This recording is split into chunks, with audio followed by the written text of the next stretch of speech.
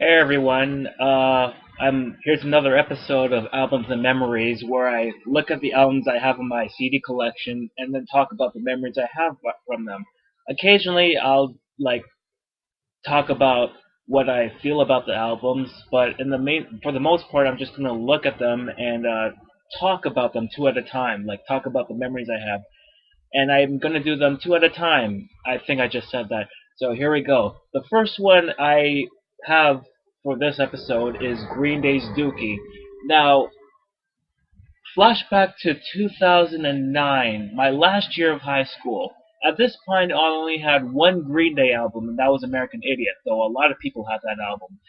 But over time, I decided to go into their back catalog, and I knew a lot of their songs beforehand, like "Time of Your Life" by "Time of Your Life," "Good Riddance," "Hitching a Ride," "Brain Stew," and I was under the impression that before American Idiot, their last three albums were really bad, and they're not. But I'll get to them later. But in terms of this album, I actually was really I heard songs like Basket Case and Longview and When I Come Around, all of those albums, but all those songs. But then again, those were played on the radio, and I really liked them. But I didn't really think about much about like listening or buying this album since I already had Green Day's American Idiot, which I bought a couple of years earlier. And so, but the reason why I wanted to get this album is because of one song and one song which blew my mind immediately. I remember it was during when I started applying to colleges when there was this countdown on TV, I think the Fuse Network, where it counted down the 20 best Green Day music videos or 20 best Green Day songs, and one of them is on this album. And the song in question that really got me was "Welcome to Paradise." And when I heard, like, I actually liked the song like more and more as time went on. Like the first time I heard it, and then when it got to Mike Dirnt's bass solo, and I'm like, oh my god, this is amazing. To me, that was what I absolutely liked.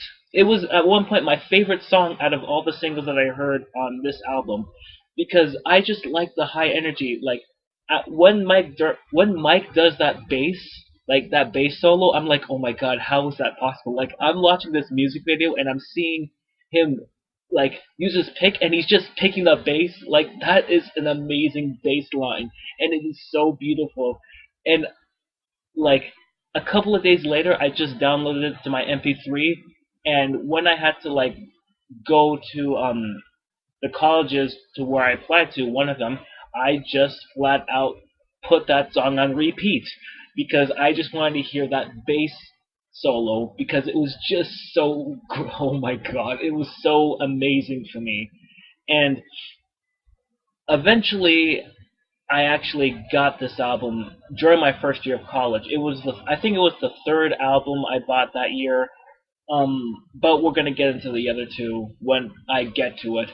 But it was the third album I ever bought. I got it at HMV. It was $8, and I'm like, oh my god. And then I realized, like, at that point, this was one of the oldest albums I ever bought, and I was like, oh my god, this is great. And then I was like, maybe like I'll like it, but I don't know how much I'll like it. And then when I heard the song Burnout, I'm like, okay, we're in for a good time. And so, like, granted, over time, some of the songs blend together, but not as much as Insomniacs, their next album. But I'll get into that another time, eventually, because I have so many CDs I want to talk about.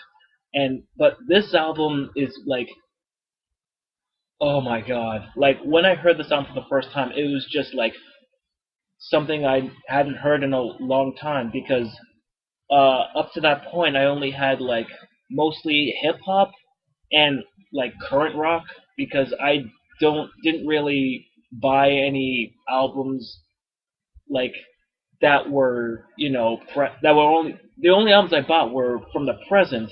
So I didn't the at that point the oldest album I ever bought that time up to this point was California no wait Blood Sugar Sex Magic, which was 1991. So screw what I just said. That album was at that point the oldest album I bought, but this comes in at a close second at that point. And then I started like listening to other things after that. But in terms of this album, I really enjoyed this album because it had so many good memories.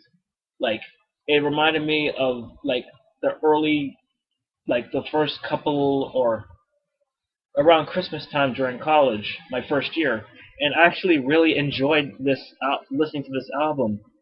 Though over time, like I kind of fell off that because I kind of fell off this album not because it wasn't bad, it was because they ended up doing so much better.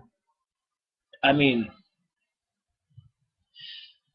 I want to get into this later, but I really want to talk about Nimrod. But I'll talk about it later because that ended up being my favorite album so far.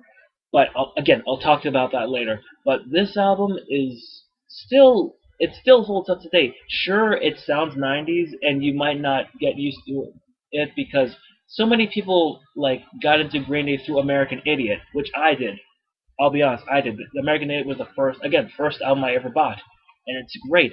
And so anybody who's listening to this after listening to their Green Day's stuff, American Idiot, afterwards, it's gonna be like, oh my god, these songs are quick and like really like. And when I mean quick, I mean the songs just end like that. Like I think the longest song here is about 4.5 minutes, and like when you get into the groove of things, it actually is really good, and it actually talks about like teenage life, like alienation, masturbation, like coming out as bisexual, which the song title "Coming Clean" is the reason why I titled that coming out that bisexual video I released. Coming, that's where the title comes from. It came from this song, and it talks about Billy Joe coming out as bisexual, and I appreciate that, considering like I came out as bisexual a couple of years beforehand, so it was really nice to like hear this. Although I should have gotten this album when I did like a lot earlier, so I could actually talk about it a lot more. But yeah, this album still holds up. Yeah, it's like 90s as hell. It's 90s as hell, but you know what? If you're in for a fun ride and you like want to be like, holy crap, this is what Green Day sounded like before they went into operatic status, like rock opera status, then this is actually a great starting point. Like a lot of people, like in terms of like Green Day albums, this is a good starting point.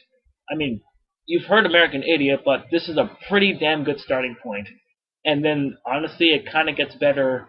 Insomniac is hit and miss, but you know it kind of gets better from there. Yeah, so that's good. And the next album I want to talk about is Bedouin Soundclash's Street Gospels. I don't have much to talk about this. I don't have much to talk about this album because like I like their first album really much, and the reason why I play bass is because the bassist for this band, Eon Sinclair, is my favorite bassist ever.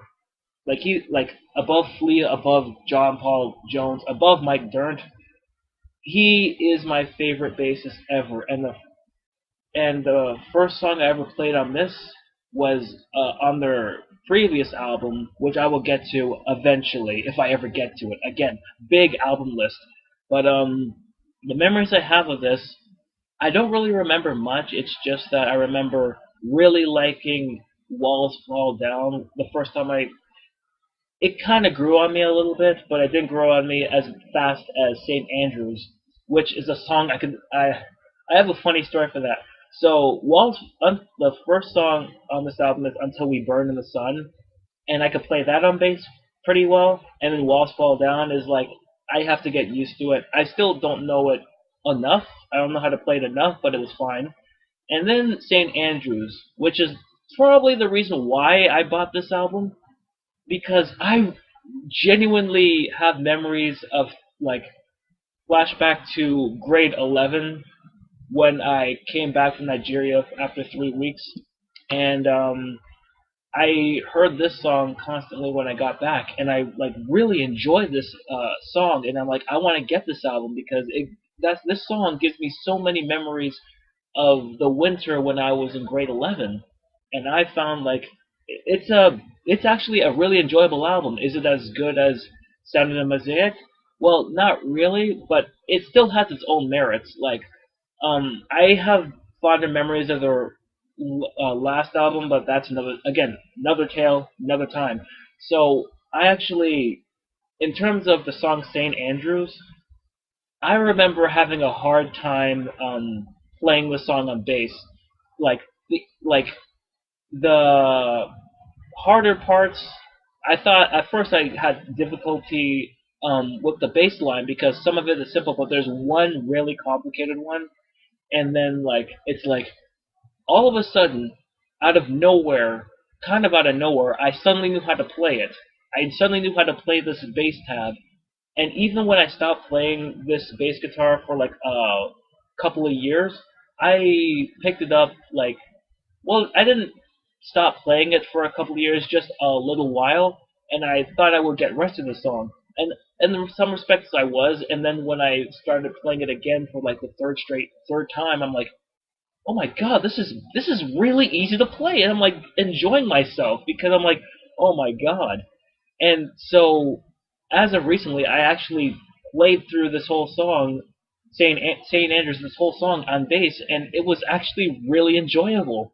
Like it was one of the first times I'm like, oh my god, I can actually do this again. Um, but as for this album, I think it's actually a pretty decent album. It has those ska references that Bedouin Soundclash is known for, or not if you live in America. But I actually legitimately think that it's actually a pretty damn good album. Like, again, not as good as his predecessor, but then again, I had fonder memories of that album. And like that album, I remember there was a game I played on PS2 called FIFA 2002. Yeah, I know, I know it's an old game, and this came out in 2007. And I remember playing this with the FIFA 2000 game in 2010, and I had the exact same emotions I had when I played the same game from their last album. Like the memories pretty much came flying back. Maybe it's because I associate playing soccer games with ska influences. Like, eh, yeah. Again, I just really like this album. Again, I don't have much to say because I don't have a lot to say about it. I just have that one memory of me like this one song playing on the radio during the winter of 2007, 2008. And so, yeah, it's actually a really, again, pretty damn good album. And these guys are very underappreciated. Like, granted, their new song kind of worries me a bit. I kind of haven't been on the Bedouin Soundclash train for a little bit, mostly because I've been listening to Radiohead and a lot of other things. I'm seeing my albums right now, and yeah, I my tastes are all over the place. But if you guys don't know who Bedouin Soundclash is, they are this reggae. They have this ska reggae vibe to them that is very soothing and calm, and it just makes me feel like I'm in high school again. Same like everybody else who grew up with this album feels like when they were in high school or college. This is I this is kind of how I felt in some of high school. Like whenever I listen to this album, it just throws me back to not a simpler time, but a time where I could just go back, play an old game on the PS2, and be like, hey, this is fun. So these two albums, well, you know this one. This is much more of a classic, but this is actually again pretty good. You probably never heard of them, but guys, give this band a chance. They've been around since 2005, 2004. Just give these guys a chance, and like if you're into the ska thing, like they don't go as hard. They're not as hardcore as Sublime, or they don't have that vibe that's been in No Doubt. In fact, my dad actually listened to some of their songs, and they're like, "Hey, they have that reggae vibe, don't they?" And I'm like, "Yeah, that's why." Like, one of the reasons why I bought their albums is because the bassist is again my favorite bassist of all time, and like, uh, again, these albums give me pretty damn good memories, and I'm sorry if I'm rambling a bit. This is about 14 minutes over, I think, but uh, thank you for listening to me ramble. And again, your name's Dookie, and Street Gospels by Bedouin Soundclash. You all know the former album. Uh, so that's it for another episode of Albums and Memories, and I will see you in another video. I don't know what the topic is, but I definitely know I'm gonna do another episode of this. So until then, take care.